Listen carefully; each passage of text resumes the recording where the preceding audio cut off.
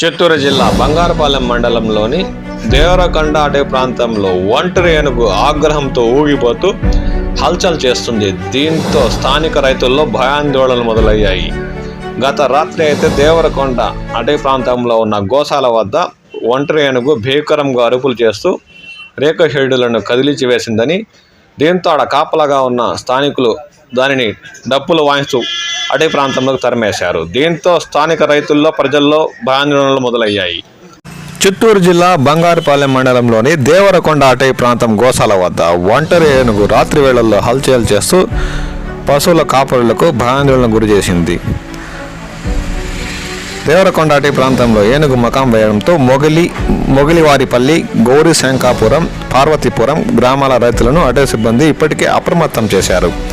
Ranger పర్యవేక్షణలో trackers సిబ్బంది దాని తమిళనాడు అటవీ ప్రాంతాన్ని మళ్లించేందుకు బాణసంచ కాల్చుతూ వెంబడించగా అది తప్పించుకుని టేకుమంద అటవీ ప్రాంతంలో మకాం వేసినట్లు వారు పేర్కొన్నారు.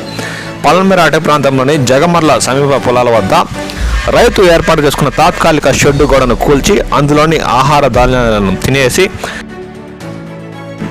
మొగిలి ఘాటు రోడ్డు దాటి దేవరకొండ చేరుకుందని అధికారులు పేర్కొన్నారు. ఒంటరి ఏనుగు ఆగ్రహంతో ఊగిపోతూ భీకరంగా అరుస్తూ ఉందని, పొలాల వద్ద రైతులు తగు జాగ్రత్తలు వహించాలని ఇప్పటికే అటవీ శాఖ అధికారులు సూచనలు చేశారు. కాబట్టి రైతులారా తస్మాత్ జాగ్రత్త.